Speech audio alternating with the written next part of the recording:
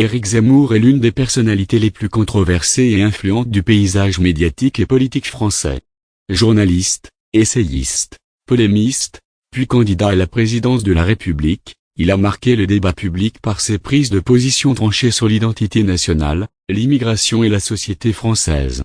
Son parcours, jalonné de succès littéraires, de polémiques et de rebondissements, reflète l'évolution des débats en France depuis plus de 30 ans. Genèse et formation. Éric Justin Léon Zemmour naît le 31 août 1958 à Montreuil, en Seine-Saint-Denis, dans une famille juive d'origine algérienne. Son enfance est marquée par l'héritage de l'Algérie française et une fascination précoce pour l'histoire de France, notamment à travers la lecture de Napoléon et d'Alexandre Dumas. Élève brillant, il intègre Sciences Po Paris, dont il sort diplômé, mais échoue à 2 reprises au concours de l'ENA, ce qui l'oriente vers le journalisme. Début dans la presse écrite. Sa carrière journalistique débute au Quotidien de Paris en 1986, où il se fait rapidement remarquer pour la qualité de ses analyses politiques. Après la fermeture du journal en 1994, il rejoint Infomatin puis, en 1996, le service politique du Figaro, où il restera jusqu'en 2009, avant d'y revenir entre 2013 et 2021.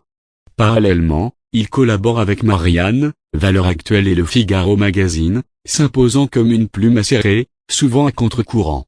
Ascension médiatique et essor du polémiste. À partir des années 2000, Éric Zemmour devient une figure incontournable du débat public, grâce à la radio et la télévision.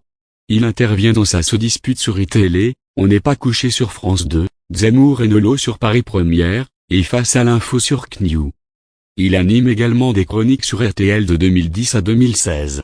Sa capacité à provoquer le débat, à manier l'ironie et à défendre des positions tranchées sur l'immigration, l'islam, l'identité nationale et la justice, lui assure une notoriété croissante, mais aussi de nombreuses polémiques et poursuites judiciaires. Succès littéraire et polémique. Éric Zemmour publie de nombreux essais qui rencontrent un large public. Parmi ses ouvrages majeurs, on trouve Le Premier Sexe, Mélancolie française et surtout Le Suicide français, qui se vend à plus de 500 000 exemplaires et assoit sa réputation d'essayiste influent. Ces livres, souvent perçus comme des manifestes conservateurs et nationalistes, alimentent le débat sur la décadence supposée de la France et la nécessité d'un sursaut identitaire. Engagement politique et création de Reconquête. En 2021, Éric Zemmour franchit un cap décisif en annonçant sa candidature à l'élection présidentielle de 2022. Il fonde le parti Reconquête. Avec l'ambition de fédérer les droites autour de thèmes identitaires et nationalistes, prônant la défense de la civilisation française et la lutte contre l'immigration.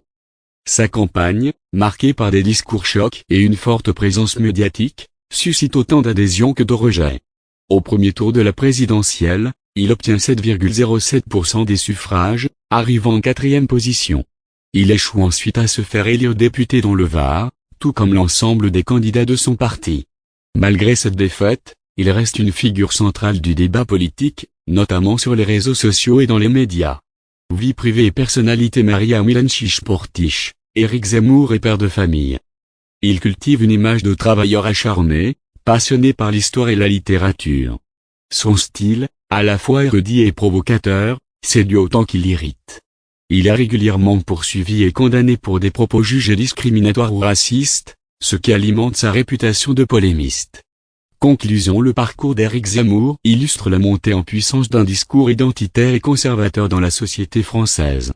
De journaliste à écrivain, de polémiste à homme politique, il a su imposer sa voix dans le débat public, suscitant passion et controverse.